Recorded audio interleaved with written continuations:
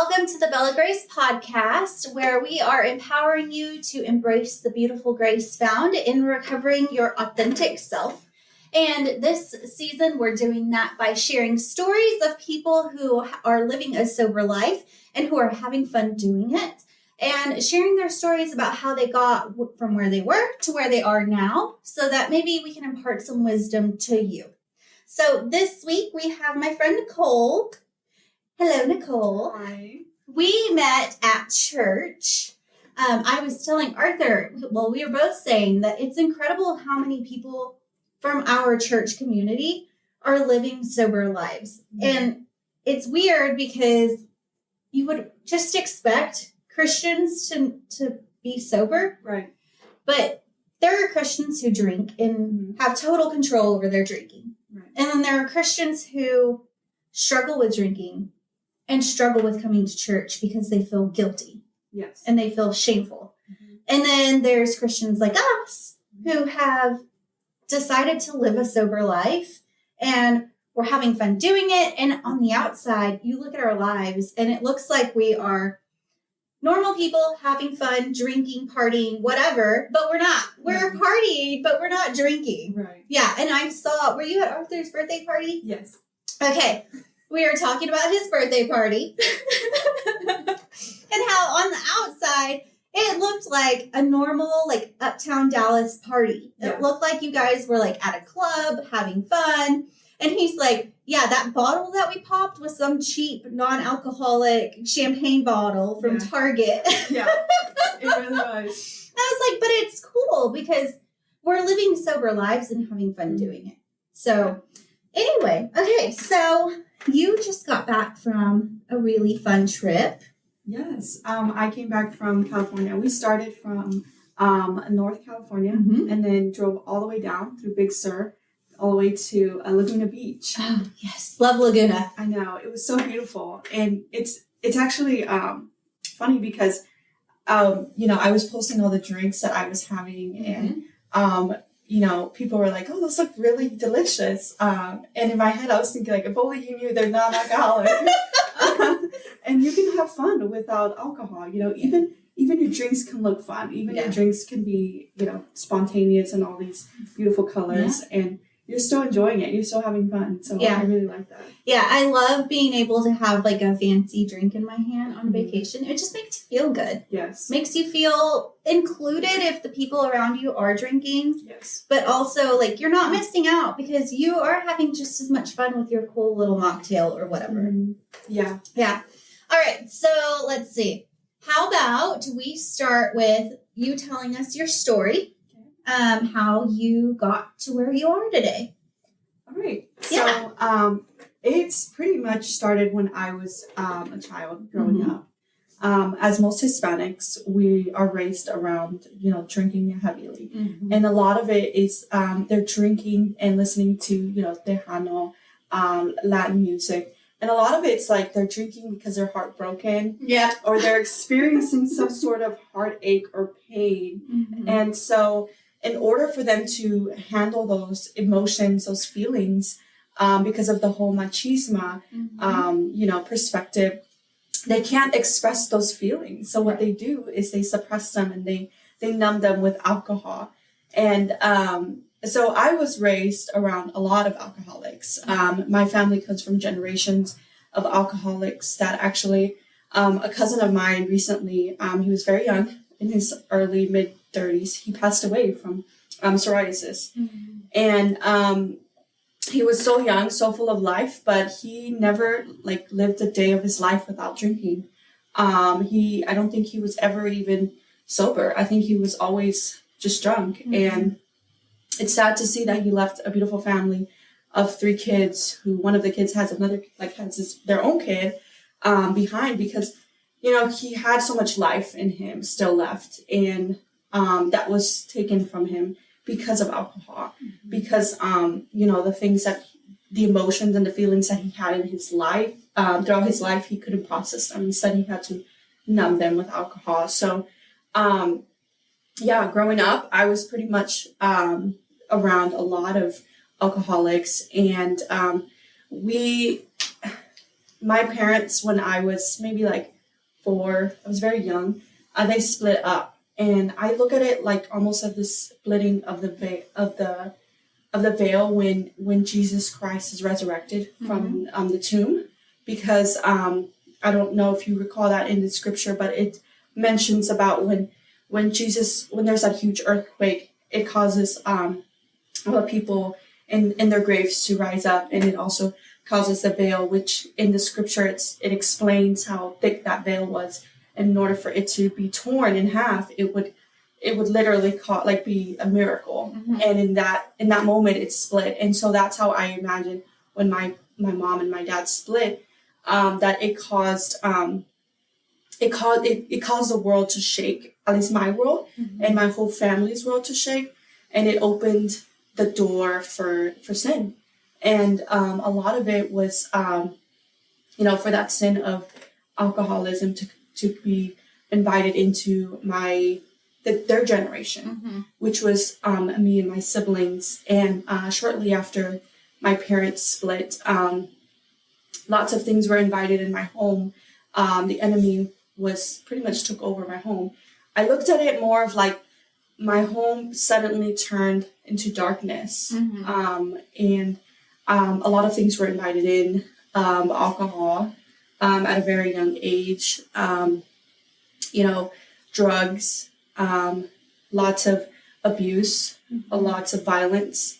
And in that space, obviously my dad, he had left. And when that happened, my mom became a single mother of 8 kids.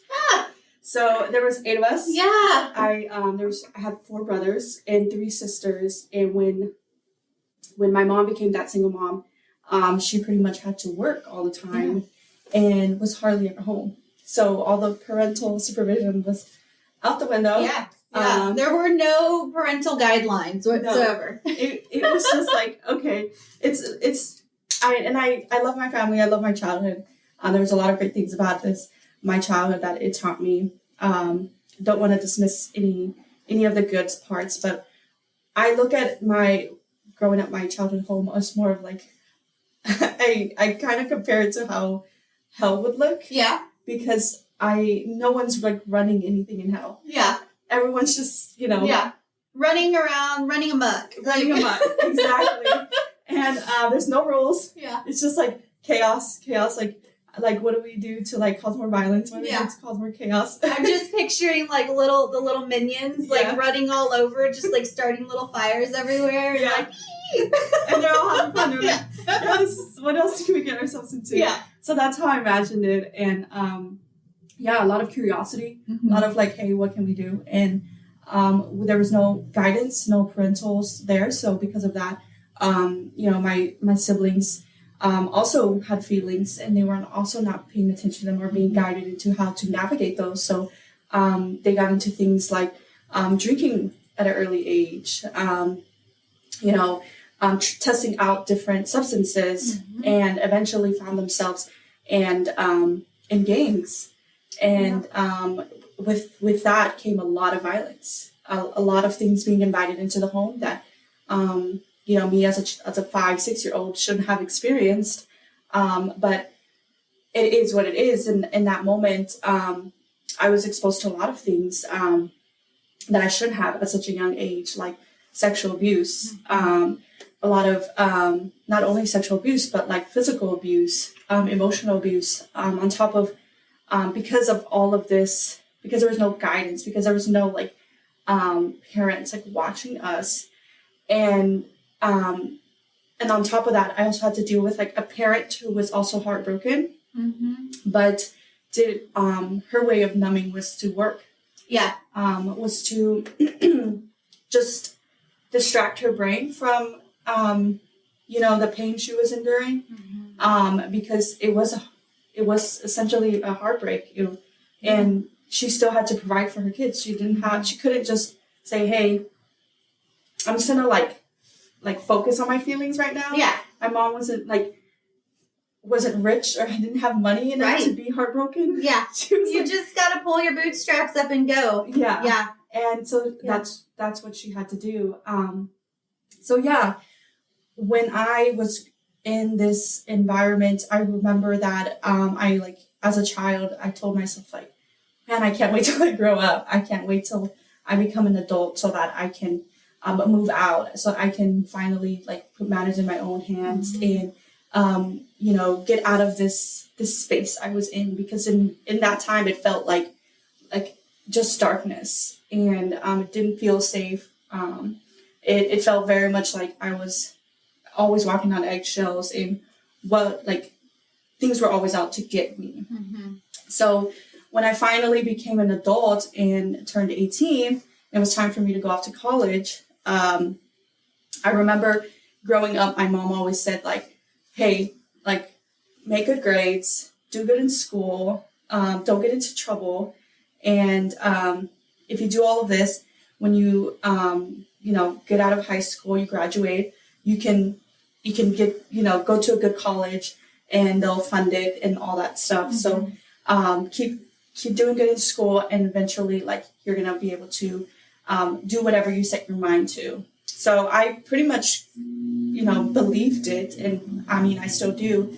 But that belief led me to get into like a college, go off to college and be able to provide in that way for myself, because of all the hard work I put in throughout my school year or school years. And so when I turned 18, pretty much what my mom had always raised me to do finally was coming into fruition. So I was going off to college, moving out of my house at 18. And at that point, I had to do pretty much everything that I did. I had to do it on my own. I couldn't really rely on my parents for financial assistance or not a lot of assistance because of like our situation, because my mom was a single mother. So I went off to college, and throughout my whole childhood, I do want to say the one great thing that I really liked about it was that my mom never really stirred away from God. God was always there in the middle. She always took us to church on Sundays. She always had us involved in scripture and in church. So I really liked that. It was never we never skipped church on Sundays. It was almost like it felt uncomfortable if we did it. So when I moved out at 18, I pretty much was given that decision. Hey, if you want to go to church, you have to find your church. You have to put that foot forward to do that. Yeah, you have to make it a priority on your own. Right. Yeah. Right. So at this time, I felt like because I was always in this mindset of, hey, we're going to do good in school. We're going to do good all the time. I wasn't really exposed to a lot of stuff. I had started drinking at a very young age. I think I was 13, 14. But I only had access to beer. Yeah. And I wasn't a big fan of beer. Yeah. It was gross to me. Yeah. So I got easily turned off on alcohol. Mm-hmm. But I was invited to try other substances. Mm-hmm. So those were the things that I did get more hooked on. But when I moved out and went off to college, I was exposed to, frats, and I was exposed to sorority homes and things like that. So I actually had a group of friends we all lived in a home, and when I went off to college, and they were all in a sorority, and they exposed me to a lot of liquor. Mm-hmm. And once I got exposed to that, it was game over. Yep. It was how much do I have to drink to reach that point where I no longer remember what I'm doing? And at that moment, I was blacking out. Yeah. But I wanted to experience that often, and not really realizing why. And I think a lot of the times that, now that I'm more self-aware and more emotionally intelligent, I think that when I left my home, I was in such a flight or fight mode. My nervous system was constantly like on alert there. That when I finally moved out and when, was finally in a safe space where, off in college, your body when it's constantly going through like traumatic experiences, like, and it's like its nervous system is in the flight or fight mode. And it finally feels safe enough so that it can turn that off and actually, relax. You'll find yourself being more tired. You'll find yourself wanting to rest more because your body pretty much used up so much energy trying to protect its nervous system. And when you're finally at that safe space, you find yourself tired. Some people go into depression. Because the adrenaline wears off and you're just like, ugh. Yes. Yeah. It's like if you almost get in a car accident and your adrenaline goes up and then afterwards you're just like, oh my God, I need a nap now. Yeah. Like when you finally calm down. But imagine that on a scale of constant from age 5 until 18. Yeah. Like just constant high adrenaline fight or flight mode. Constant in crisis, like constantly being in crisis mode. Yeah. That was your childhood. Yeah. Yeah. It was. And I think that when I finally got out of that and went to a safe space where I knew that I was in control and I knew it was a safe space, my body was like, okay, we're relaxed now, but now everything's coming up. Like now it's time for our brain to process it. And that's where it's scary because some people can get into depression, but those thoughts that are arising, a lot of times people will numb those thoughts. They don't want to think those thoughts because they're like, oh, we're happy now. Yeah. We should be happy. We should not be sad. These thoughts should not be coming up. We got out of that. We don't want to go back there. We don't want to think about it. Like yeah, and it's interesting how the brain works because when you go through traumatic experiences, your brain stops there. Like your brain is going to constantly take you back to that moment, and it's that's where your inner child comes into play because the person that is bringing up those thoughts is your inner child because your inner child stops growing there. Yeah. I was just having a conversation about this with a friend how and I'm just going to relate to myself, like when the first time I was sexually abused, that child that was wounded at that time, when I was like 5 or 6, she constantly comes up and she feels inadequate. And my brain, when I was 5 or 6 years old, it stopped growing there. Yeah. And that's where, that's where when we find ourselves essentially throwing tantrums, when we find ourselves getting triggered for little things like someone touching us inappropriately, that's not, and we get upset, we get like triggered, we get like our heart starts pumping. We get worked up and we start having that panic reaction of like the increased heart rate and you start to sweat and you're shaky and you're mad, you're sad, you're feeling all the emotions. Yeah, it's your inner child that is like screaming at you and coming out and ruling that moment. Yeah. It's no longer your adult self, your professional, put together, young professional self. It is your broken, injured, tiny little inner child. Yeah. And you could be like 30 or 40, and it's still going to be that inner child, that 5-6-year-old that got hurt at that time. Yeah.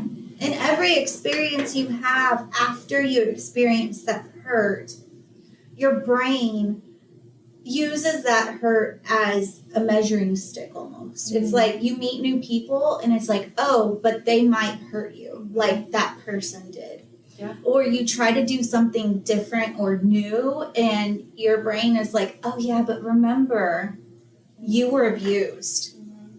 Remember, you're dirty. Yes. Remember, you're not worthy. Yes. And it's like it just constantly uses that as a measuring stick for what your potential is. Yes. Yeah. And it's crap. It is. And I've had to do a lot of brain plasticity trainings for myself to get my mind off of that, because one of the things that as going, like my inner child being hurt at that time, she doesn't feel like she has a lot of body dysmorphia. She doesn't feel safe in her body. She doesn't feel like she can show her skin. She doesn't feel like her body is, worthy enough.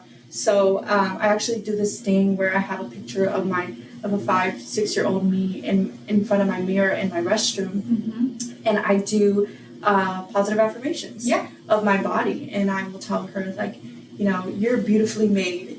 God created you so beautifully. God loves you. Things like that. I have a whole list that I look at myself in the mirror and have to tell myself, because if not, those thoughts will consume me, and I will start to believe those thoughts. Me as an adult, I will start to believe those things that my inner child has done for so long, just to protect herself. Yes, and that's the thing, is like, we beat ourselves up for reacting a certain way or having a reaction to stuff a certain way. But the truth is, it is that inner child inside of us that is wounded and trying to protect us. Because from 5 or whenever it was that you were first abused until you were 18, that inner child was your protector. Yeah. She was the one that was standing up and defending you. She was the one that was saying, don't do that because it might end up in a bad situation. Don't trust that person because they look sketchy. Don't do this. Don't do that. But also, like, so what I was saying is, like, we can't judge our inner child. We can help heal our inner child, but we shouldn't judge our inner child harshly, because they were our only defender for so long. Yeah. So anyway, I digress. Continue. Yeah. And it's true. And just to add on to that, you cannot heal from shame. No. That's something that is mentioned a lot in scripture, that God tells us, like, don't shame each other. Instead love each other. Because you cannot heal with shame. Yeah. You can only heal with love. And that's a very good point that you said that, like, to not shame your inner child. And that's kind of like the whole machismo thing too. When they start to talk about, like, their feelings, a lot of Hispanic men or Latino men, when they start to try to heal those feelings, those past traumas that they have, a lot of the times, like, other people or other males will tell them, like, oh, they'll shame them for it.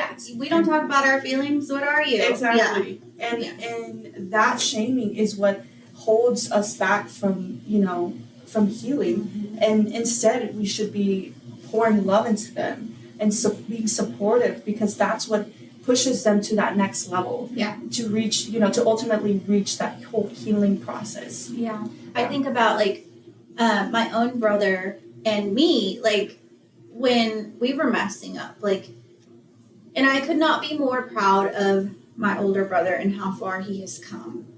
And it took a long time for me to get to a place where I could love him unconditionally, because I got sober and he didn't. And he was still running around with the same crowd.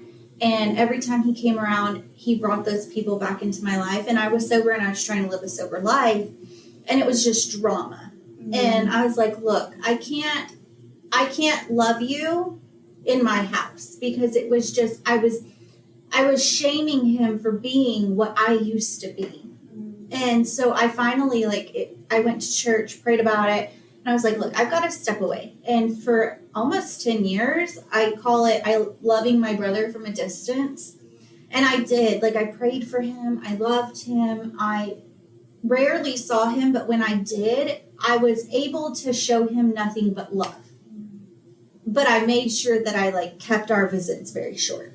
It was like an hour here, 10 minutes there, because I was learning, like what you said, to love people and to help them heal by loving them.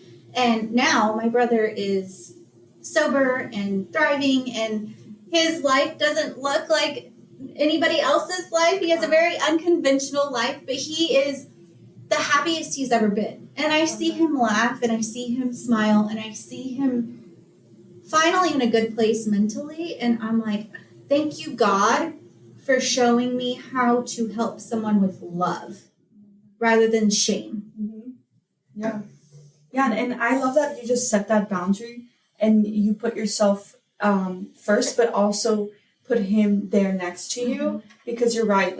And I think a lot of the times I have siblings, 7 of them, that, you know, they haven't, you know, healed, or they're still getting challenged with the alcoholism and other things. And I get it. I totally get it. And I see their pain. And they may seem happy from the outside, but I see them struggling internally. Mm-hmm. And I think, how can I be there for them? Like, what did I need in that moment when I was struggling through those things, you know?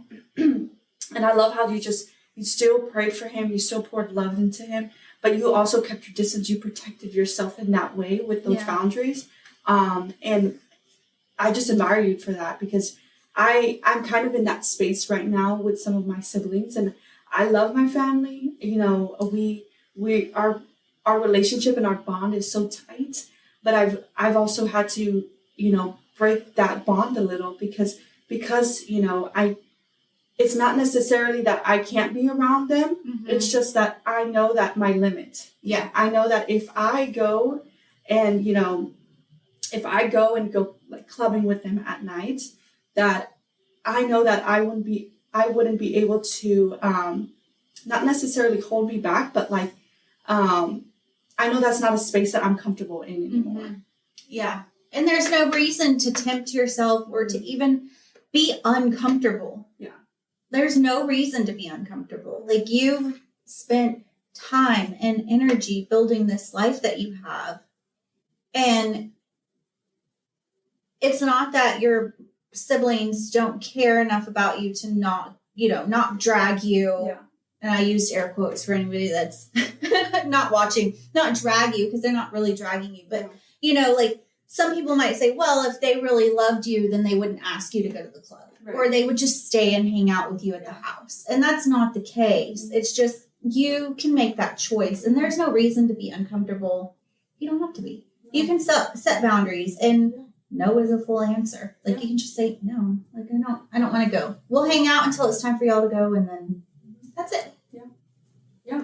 And I'll go into like the boundaries later, because I think that that's a very good, you know, being so fresh and so new in living a sober life. It's something you have to kind of work on a lot. And I don't think it's more of like, yeah, you have to set boundaries with other people, but I think it's more of like boundaries with yourself. Mm-hmm. How long have you been sober? I'm going on 8 months now. Oh, yay! Yeah. Congratulations. Yeah. Thank you. Yeah. Thank you. It feels like it's been forever. It's weird because I don't crave it. Yeah. And I don't miss it. Mm-hmm. But it does feel like it's been more than 8 months. Yeah. Yeah. It always does. And I think it's because when I compare it to how often like I used to drink, and then now, like, it's a weird thing. Yeah. But I've gotten used to it now. Luckily I have a lot of friends who are also sober. Mm-hmm. Some of my closest friends, like Arthur, he's sober, and I admire him a lot because he's been sober for years. Yeah, yeah. How long was it? Like 7 years, I think, since 2017, I think is what he said. Yeah, it's been a while. Amazing. Yeah. It's amazing. When he told me, I was like, what? And you would think that he would, because he's so social. Yeah. And he's like always energized. And I know. My daughter pulled up, right as soon as we hit stop on the camera, she pulled up, and she'd been like waiting, I guess, at a restaurant, waiting for us to finish. And my husband was like, nope, still podcasting. Nope, still podcasting. And then she finally just gave up, and she showed up right when we stopped. And after he left, she was like, did you know he drives a really sick BMW? Arthur. I was like, yes, I didn't know, but I'm not surprised, because I just know him, and he has a very flashy lifestyle. And on the outside, you'd think that he drank. Like, you would seriously think he's living that young professional, like, uptown life. Mm-hmm. Yeah, but I know. It's funny. We were somewhere recently, and they asked, are you 17? And he's like... He loves being called 17. It's like our skin glows when we don't drink. I don't like that. It really does. Yeah. It has so many benefits. I mean, like, I'll go into it later, but to finish up, like, what I was speaking about when I finally moved out and felt like I was in a safe space. Mm-hmm. Oh yes, we've got to go all the way back. all those thoughts were coming up, all those things were coming to surface, but instead of dealing with them and processing them, because there was a lot of things. Like there was like my dad leaving, there was the abuse, there was my mother not being, she was there but not emotionally there. There was, all of the violence in the home, from the gang affiliations to lots of crime being done, all this stuff happening in the home where it was just very unsafe and chaotic. So all of that was coming to surface now. My brain was like, it's time to process. But I was not in a space to process it. I was very immature. It was my child. It was my inner child coming out and saying, this is not safe. So we drank and we partied and we did a lot of things that we shouldn't have. We tried to seek, approval from other people in different ways that were not loving, that were not respectful to ourselves, and ended up hurting ourselves even more, and doing things that we shouldn't have been doing. There was a point where I had didn't realize that with all this drinking, I became because going back to where, with the generational cycles of alcoholism and being taught how to drink by my family members, my older family members, like my uncles and my dad and friends and my parents. A lot of the times after a night of drinking, at the end of the night, there would be a fight or something. Yeah. It would turn into aggression. The sadness would eventually switch to aggression. Yes. So it was just a cycle. And I found that within myself. I found myself getting into fights with people that I loved, that I really shouldn't have been, and eventually found myself in jail because of this. Yeah. And so just note to self, if you start to find yourself getting into trouble with the law, that's when you have a problem. That's a ding, ding, ding, ding. Hey, you should really... We should slow down. We should really stop this behavior. Yeah. That's like a come to Jesus moment. Yeah. I think when I was in there, I really had a come to Jesus moment where I was like, okay, all your hard work would have gone down the drain. Yeah. Could have. Yeah. Yeah, very easily could have. Yeah, and luckily the judge was nice enough, and I told him that. I was like, look, I'm a very young professional, have all these things going for me, and I really regret this. I really regret these decisions that I've made that have gotten me into where I'm at right now, talking to you. And, and I had told him that, and I said, look, I don't want this to happen. And luckily he was a really nice guy, and just told me, okay, we're going to just let you go. So wow. God was there. Let me just say that. God was in that courtroom. Because it could have gone totally differently. Yeah. And everything would have really gone down the drain. So, and it was weird because they usually have like a pastor at the courthouse or something. And I had left, and I didn't have a phone because I was on the beach when this happened. So I was just in my bikini. Talk about putting ourselves in a situation we shouldn't have. I'm laughing because I went through something similar. Yeah, I got out of jail, and it was winter, and it had been hot the day that I went in because Texas heat, even in the winter, one day it's 80 degrees, the next day it's snowing. Yeah, I walked out with like a tank top on and had gained so much weight in that time that it was like a tube top.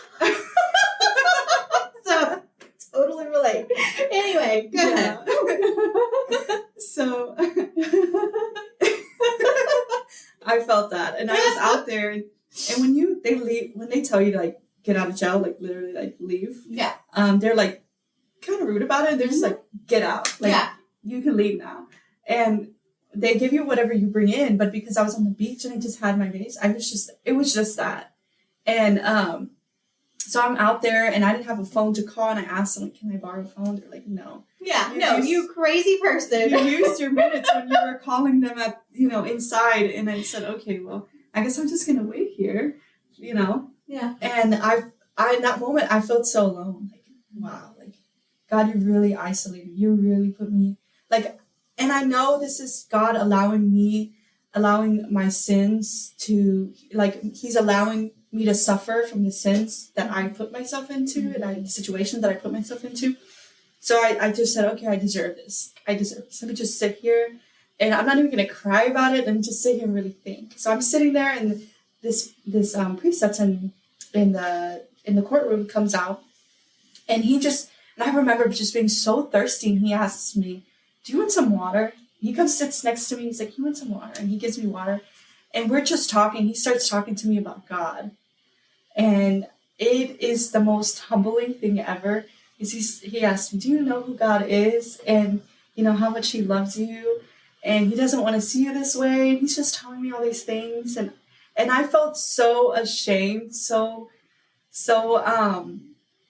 Like, I don't know how to explain it. Just so, like, I wanted to curl up into a ball or hide. You were being seen. Yes, but at the depths of your soul. At the same time, I felt seen and heard. Yeah. Like, I really felt like God sent him there in that moment for me to talk to me. Yeah. I was getting a woman of the well vibes, like when Jesus goes to the woman of the well and tells her to get him some water. Yeah. Yeah. That's so sweet. I never thought of it that way. Wow. Yeah, and he asked me, he's like, you want some water? Brings me water. And we just started talking about that. And we're sitting there for, like, it felt like forever, but it was probably like 30 minutes. And at the end, I just asked him, like, do you have a phone? That was a great talk. Can I borrow your phone? Good time. Can I borrow your phone? So he lends me his phone and I call. Someone, they come pick me up. Well, like, the only person I knew the number for was my mom. So I really had to humble myself. Yeah. And, like, tell her, like, hey, Mom, I really got myself into the situation. I need someone to come pick me up. Can you call someone to come? Like, Mom, come pick me up. I'm scared. Oh, Lord. So, yeah. And it's so funny because in school, you were such a good girl. Yeah. And I was going to say this when you were in the midst of it, but I didn't want to interrupt the flow. But I commend you for being strong enough to resist the temptation to get completely tied into that world that your brothers were in and your siblings. Like, it would have been much easier, I'm sure, for you to just say, you know what, I'll join the gang too. You know what, I'll do the things that you guys are doing too. Yeah. But you stayed the straight and narrow and got the good grades, got out of school, got into a good college. Like, you did all of that. You beat the system. Yeah. And you got out. And I was also going to say, like, when we start drinking and using drugs, our brain stops developing emotionally at that point too. And so when you went to college, emotionally, you were the same age as when you first started drinking, which was like 13, 14 or whatever. I think you said 13, 14, 15, somewhere around there. Yeah. So suddenly you're no longer in fight or flight mode. Your brain finally has the opportunity to breathe and rest, while at the same time, because when we're in fight or flight mode, it's almost like we black out and we are just surviving. We don't have time to sit and reflect on what's happening to us. And when we actually stop, some people will block out those memories of what happened for years. That's why you'll hear like mass shootings or car accident survivors say, I don't remember.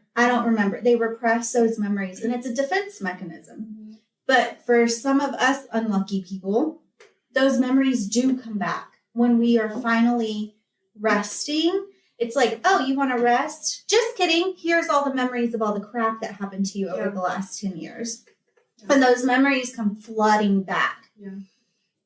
And your only coping mechanism was to drink. That's what you knew growing up. That's what you saw everybody else do. You saw your mom turn to work when she was grieving her marriage, because that's really what she was doing, was grieving her marriage, grieving the love that she lost, grieving the life that she thought she was going to have. And then your siblings and you were also grieving because your lives completely turned around. And with machismo culture, like your brothers especially were not allowed to process their grief of their family getting split up. And there's also, it's really big in Hispanic culture where when dad goes away, the boys are expected to step up and become the dad, become the men of the family. And it's always said, like, you're the man of the house now. Mm-hmm.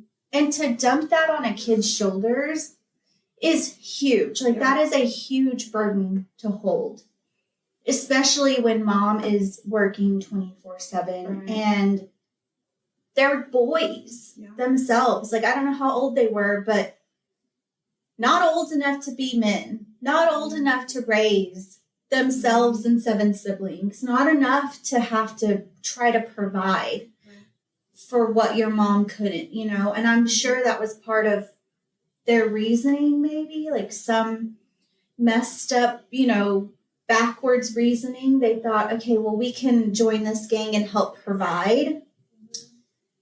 And wrong or not, like, they were doing the best that they could. Yeah. And so were you. Yeah. And when you got free of all of that, like, and those memories started coming back, of course you drank. Yeah. Like, your 5-year-old self didn't know what else to do. Mm-hmm. That's the only thing you ever knew was to drink. Yeah. But I just wanted to say kudos for making it out and being the amazing person that you are and working so hard. Like, yeah. Yeah, and I think the biggest reason, because after the whole situation where I ended up incarcerated, I had that come to Jesus moment where I was, okay, I can't keep living this way. What is this coming from? Where is this coming from?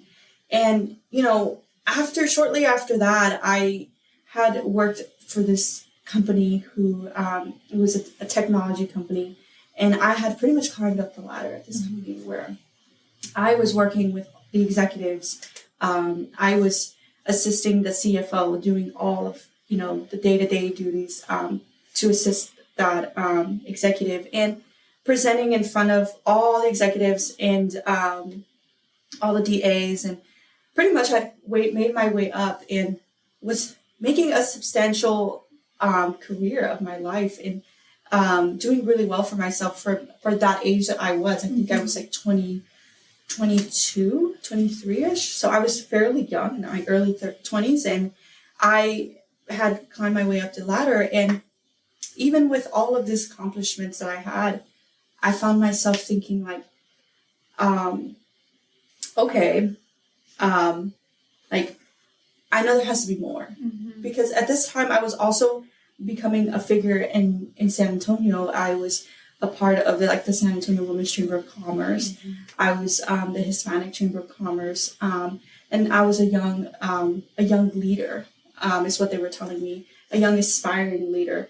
And I was able to, I was being invited to all these events and speaking at these events and galas and just being like promoted to inspire other young adults like me to become, leaders for the next generation that's coming up. And so even with all of this, I felt like, wow, I'm missing something. Mm-hmm. Because although I had all this great, amazing things, I was at the top. I still felt like I was missing something. Mm-hmm. And around the same time, the company that I was at, I worked with a lot of men, and I constantly found myself getting triggered for little things that I didn't realize I was being triggered on, and I was not realizing that there was something there. There was something beneath that was holding me back from not reaching that level of satisfaction at being at the top. And that was when I knew that the space that I was in, the environment that I was currently living in, was not a space where I can fully flourish. It was not it's like a plant, when you put a plant, like when you put a cactus in a space where there's a lot of rain, like it's not going to flourish, it's not going to grow. It needs to be in the desert like environment. And that's how I felt. I felt like a plant out of its element, out of its environment. And that's why I couldn't fully grow into the human that God had put me on earth to be. And I felt like I couldn't accomplish my full potential, my full purpose, because I was not in that environment. So in that moment, I felt like I was being led by the Holy Spirit to move. And that's what got me to move to Dallas. And, but I knew that a lot of the things that, and this was right before COVID hit, which is weird that COVID hit right after this, because right before COVID hit, I noticed this, me wondering why I wasn't feeling like accomplished, even accomplishing all these materialistic or like career wise things. And a lot of the reasons was because I still had things to work on beneath myself, like really deep, doing some deep soul searching things that I didn't realize that was the reason why I was drinking heavily or, doing substances or distracting myself with relationships, or being this workaholic that I was, or even like doing all of these extracurricular activities for that external validation, because that's another thing that people don't realize. That's a thing that they're doing to fulfill that whatever's missing in their life, that external validation, that desire and that wanting to what is it called? I'm trying to think, like satisfy others. People pleasing. There you go. Yeah. People pleasing. All of these things, like I wasn't realize that I was doing because I was filling something up that was empty in me. Yeah. People pleasing is very common with children of abuse, like especially sexual abuse. They tend to be major people pleasers. Yeah. Yeah. And I definitely saw that with myself, because going back to like my childhood, my mom was always expecting me to have straight A's, always expected me to just do good in school. If I got in trouble at school, like I would never I never wanted to even see my mom. Yeah. I was scared. I was like, so I never even went there. Yeah. But that people pleasing, she, even to the point where like, when she would get home from work, she just expected things to be clean. If not, it would cause chaos, it would cause her to be upset. And I always wanted her to be happy. Yeah. And that created that people pleasing. This, just wanting to see her happy at all times, because I knew that she was already like sad. She was already living, a stressful life at work all the time. So yeah, around that time was when I realized that I needed to do some deep soul searching, some looking from within, working. And that's when I actually started therapy. So it was like late 2018, early 2019 is when I started seeing a counselor. And that was interesting. Yeah. The first few sessions, I could not, I remember afterwards I would always go numb because I couldn't deal with it. I like my first session, I had a whole panic attack, anxiety attack. Yeah. Therapy can be very traumatizing. I am a huge proponent of therapy. Like that's what my degrees are in, that, mental health. Love it. Whatever. I think everybody should have a therapist at least once in their life, but it can be traumatizing. Yeah. It can be hard because the therapist makes you look at the past and heal the past. And it's all like So I'm a life coach. And so life coaches deal with the here and now and future. And therapists deal with the past. And it can be traumatizing.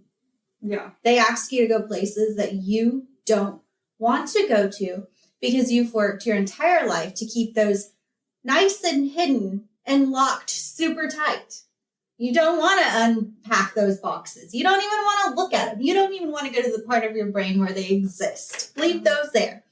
But in order to move forward, you have to. Yeah. You have to dig them up, dust them off, and root through them. Yeah. Yeah. Yeah.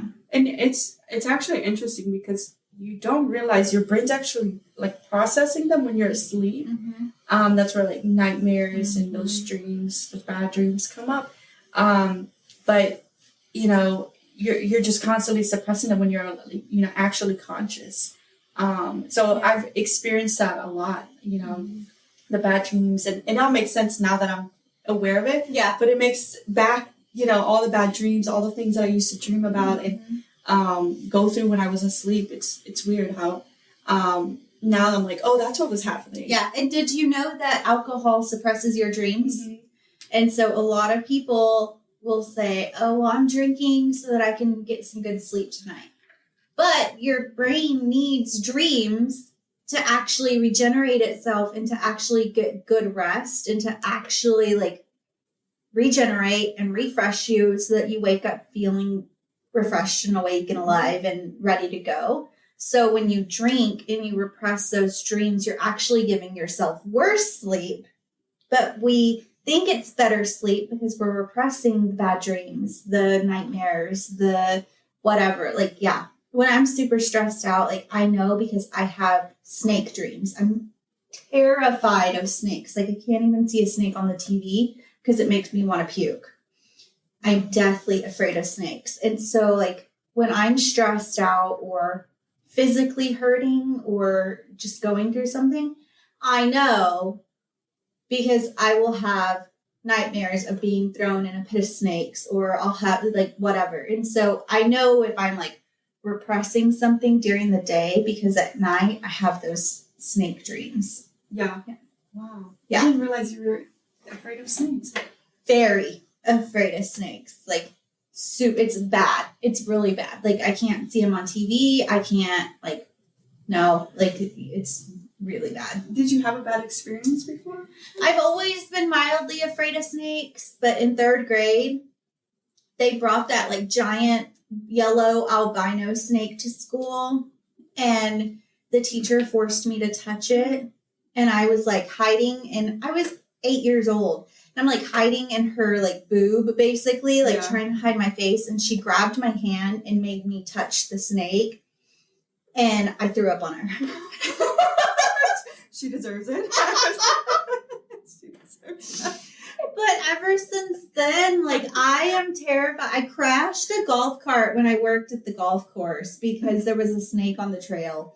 And I like swerved. It was like at least 10 feet away from me.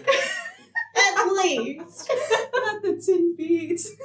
But I freaked out so bad. I like yanked the wheel on the golf cart and I was a beer cart girl. So the golf cart had the entire back, like the extension for the beer. I landed in a hole that used to be a pond that was the exact same size as my golf cart. Wow. So there was like hardly any wiggle room to like get the golf cart out of the hole.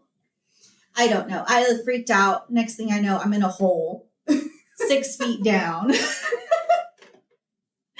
these golfers are like, are you okay down there? Are you okay?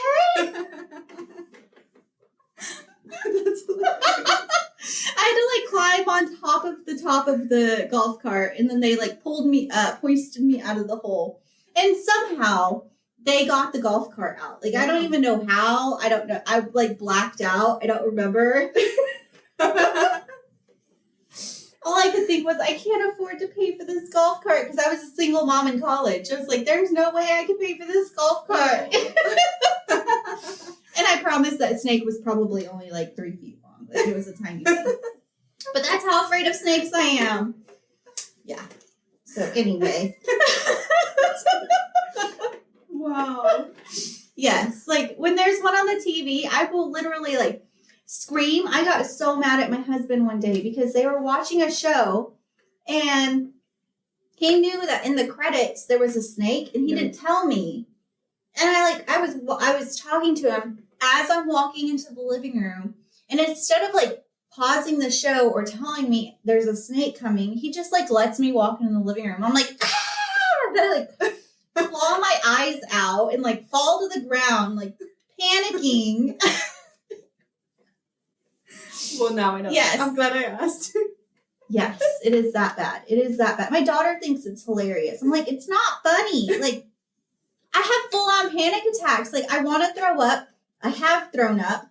Like, just from seeing a snake. Like, yeah, it's bad. I will avoid certain trails around here after the rain. Yeah. Because I know the snakes come out because it, like, floods because there's a bunch of creeks around here. Mm-hmm. And they're trying to, like, get away from the water. So they get on the trail. And they'll die on the trail. And so they're upside down and they're dead. But I will avoid it because even seeing them upside down and dead, no. Wow. I didn't realize that they did that. Mm-hmm. Huh. That's so interesting. Gosh. Yeah. What was the last thing I was talking about? Yeah, we got way off track. Oh, bad dreams. Yes. Bad dreams, yeah. So I started doing therapy. The first few times were hard. They were rough. Yeah. I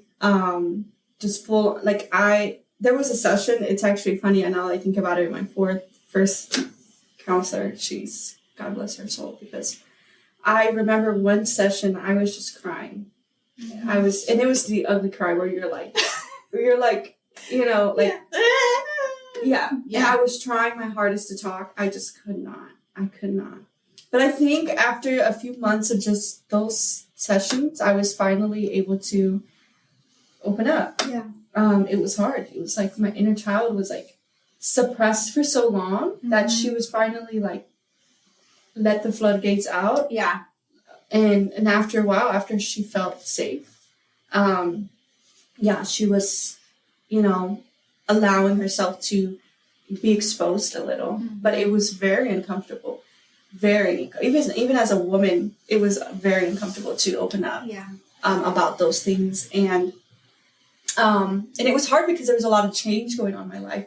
I was starting to plan to move to Dallas, and I was in a relationship that was also toxic and unhealthy, very unhealthy, where it became, he was also dealing with things. And I think I had mentioned this too, but I'll mention a little bit in the podcast. He was he had done a lot of years of using drugs, and this drug specifically, it caused him to have a lot of chemical imbalance in his brain. So when he drank, he was no longer himself. Yeah. He was somebody else. And that person that he was very abusive, and physically abusive, mentally abusive, very suicidal, where to the point where I would to stop him from committing suicide. So that was also traumatic onto me. Yeah. And then there was also the physical abuse, the and I think the worst part of it all was the next morning when he was finally back into himself. He would be like, "Who did that to you?"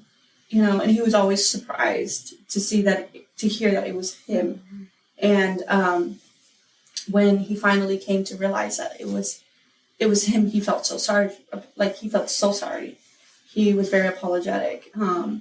But at that time, also when you're trying to process trauma, you have to be in a safe space, because if not, you have to pause the process and you have to pause everything to actually, process the current trauma that's going on in your life. Yeah.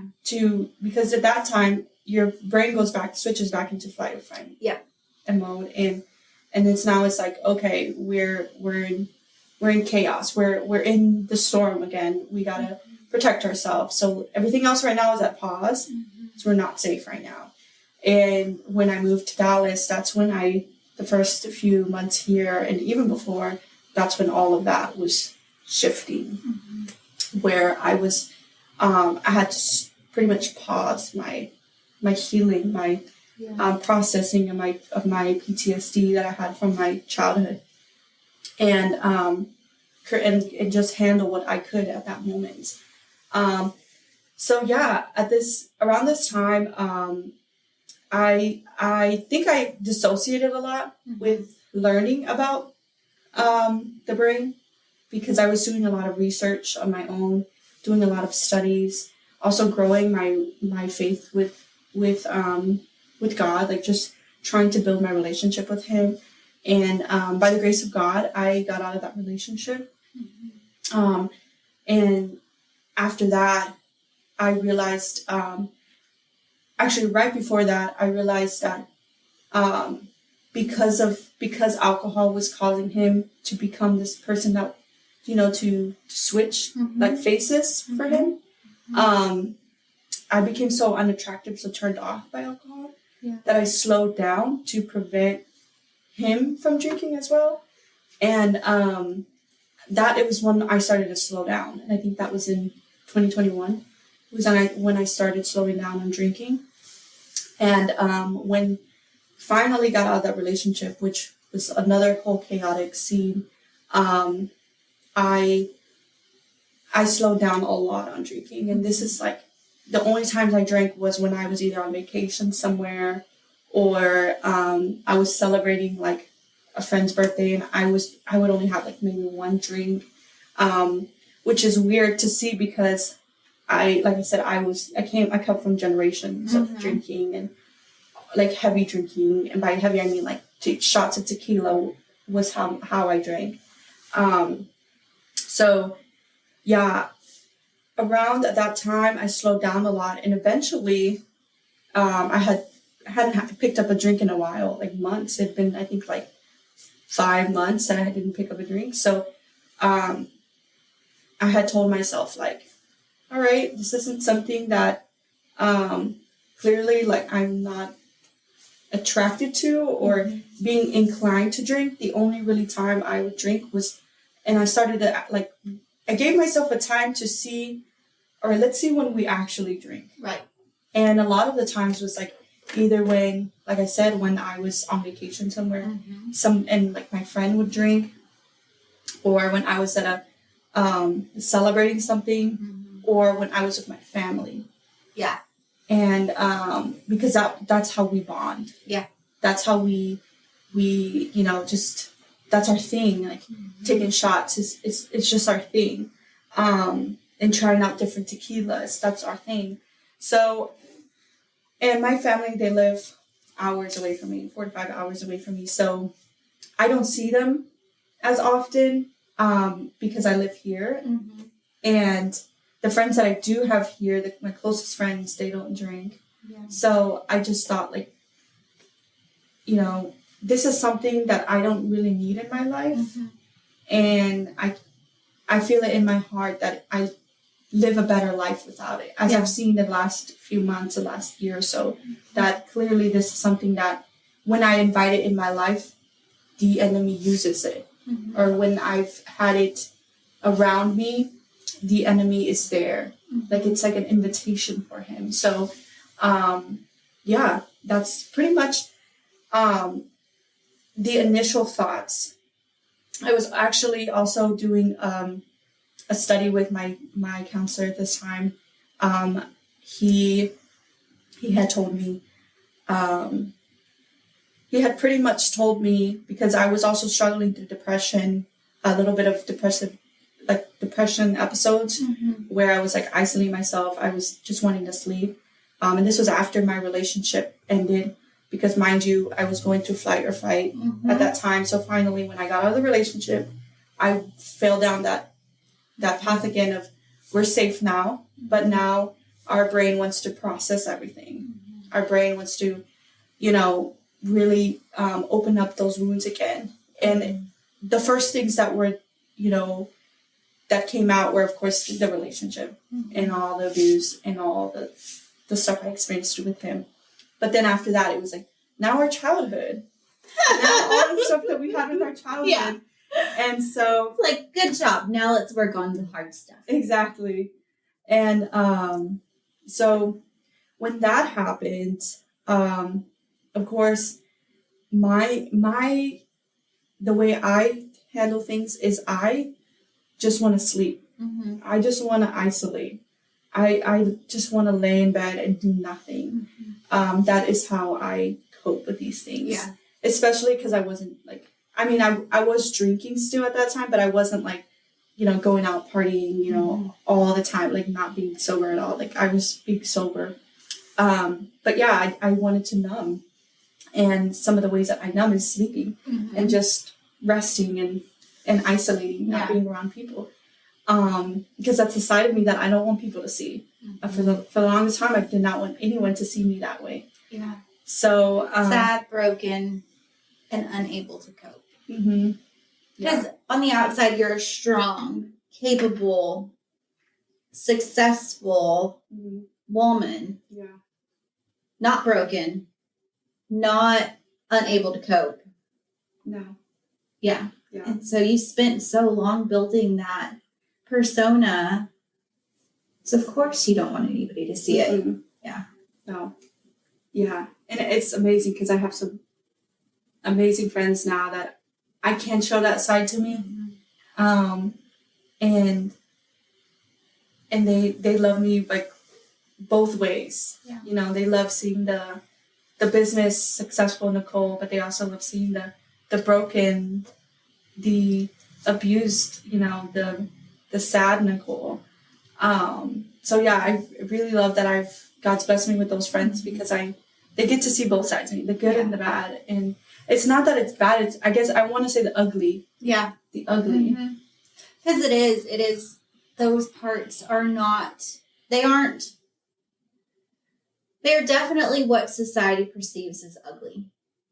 Like no normal person would look at your life and be like, oh, your childhood was beautiful. There's beauty in it because now you are the person that you are. You have healed from it and you've learned so many lessons from it. But at first glance, it was ugly. Yeah. And I think almost everybody that I've had on this podcast can relate. And I know a lot of people who listen can relate to that ugliness and not wanting people to see it. But we do need those few friends. Like, you don't have to share that part of yourself with everybody you meet, but it is important to have a few friends that you can literally just sit on the couch with and not say anything, not have to be sad, like not have to be happy, not have to put on the mask, but just be who you are at that moment and they're okay with it. Yeah. I love that because I have a friend who she recently did tell me like, how can I, because I don't know if I mentioned to you, but recently I've been going through spiritual warfare where I've just been getting attacked like left and right. And I think a lot of it is just like, I feel like the enemy's like, I'm trying to bring you back to your coping mechanisms, to the way you coped in the past, like isolation, drinking, numbing, and I love it now because I'm like, I feel very strong. I'm kind of like at the end of it, but I'm praying that I am. We're speaking that into existence. We are. Yes, we're claiming it. But I had a friend who, and I told her like, I got to a point where I was really falling like into depression, and I said, and I was sleeping like for days, like 2 or 3 days. I didn't realize the days flew so fast because I was just sleeping, and wasn't even paying attention to my job. And I work a remote job, so I was just sleeping. And I had told my friend like, I'm not okay. Like, hey, I'm so depressed. Like I'm falling into that depression, and I'm not okay. And I had told her like, I can really use you. Like I could really use some help right now. And I don't even know how that looks like. And she had even asked me like, well, what do you need right now? And she's like, I can even come over and just sit next to you. We don't even have to talk. Yeah. And I thought that is so beautiful. Like now that I think back on it, I'm like, that is so beautiful because I would have cried. I would have just sat there and she surely came over and she brought over Chick-fil-A and she just sat there and we were just I think we watched a sermon and we didn't even talk much. We just... You need those friends. When my fiance died, my best friend was a girl named Chelsea. And granted, we weren't coping well, like at all. We were drinking a lot. We were being idiots. Like we were not coping well. Because she was grieving the loss of her grandmother who had raised her. She died to cancer. And she was really close to my fiance. We all lived in the same house. I had a hippie commune. I was in college, Yeah. And I was a single mom, so I had friends that would come over and hang out with my daughter so I could go to school, or they'd come hang out with my daughter so I could go study. Like, we were all one big family. Yeah. That's just how it was. But when my fiance died, after a few months, went by, I wasn't better. But all of my friends had to get on with their lives. And Chelsea, she stuck it out. We always say we're each other's person. We were huge Grey's Anatomy fans. Like that whole time, all we did was watch Grey's Anatomy. And we would spend hours in the bed with chocolate between us or a cheesecake still in the pan. And say absolutely nothing for hours except eat and cry. Eat and cry. Oh my God. You do need those friends. You do. It's important to have people who can see you at your worst times and for you to know that they still love you. To know that their love is unconditional, and be able to be raw like that. Because when you grow up in a sick, and I don't mean gross sick, I mean ill sick environment, you feel like you are less than, you're unworthy. You feel like when people look at you, they think you're trash because you grew up with a sick family. Yeah. Addiction makes your family sick. It's a disease. And when addiction runs in your family like that, you have an ill family. Yeah. And it's hard to lay yourself bare to people when you've grown up in that environment, because you constantly feel like you have to have your walls up. Because if they really know you, they're going to turn away from you. Yeah. Definitely. Yeah. And I think that was my thing for the longest time. A lot of the reasons why I didn't open up was because, I didn't want people to see the real me.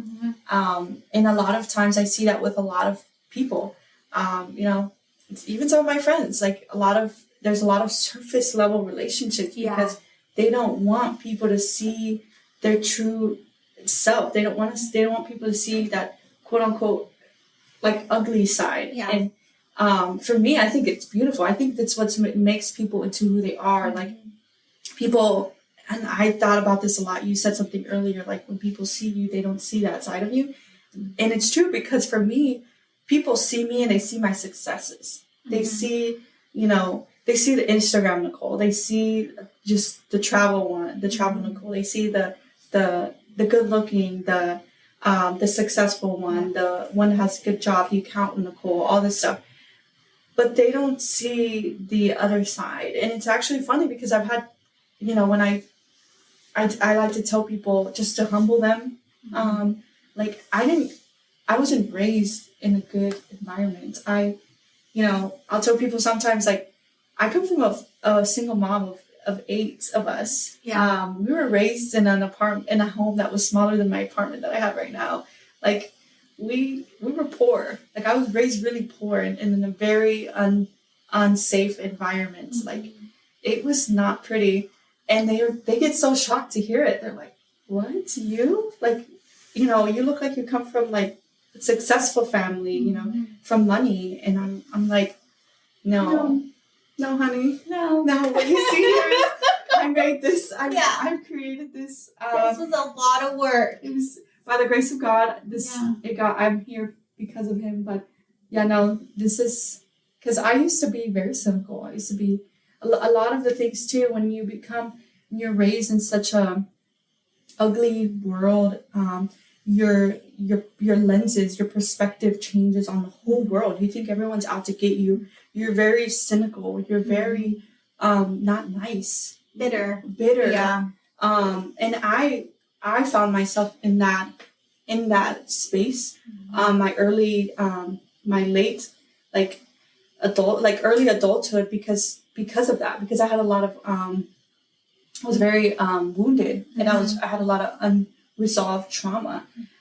So when people are like, rude and anywhere towards me, I just think about that. I think about myself and how I used to be very, bitter, how I used to be very easily triggered, and how I used to be very cynical because I had all that unresolved trauma. Yeah, and hurt. Mm-hmm. Yeah.